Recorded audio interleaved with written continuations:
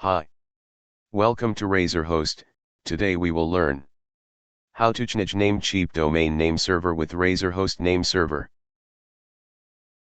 First open www.namecheap.com website.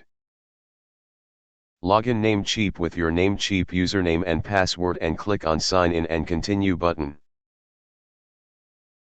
After login Namecheap account, click on domain list shown in sidebar.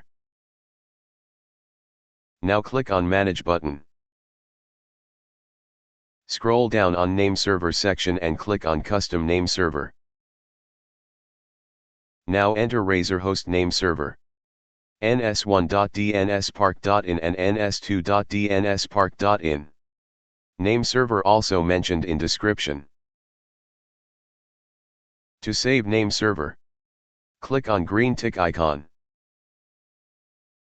Now you can see confirmation message in top section.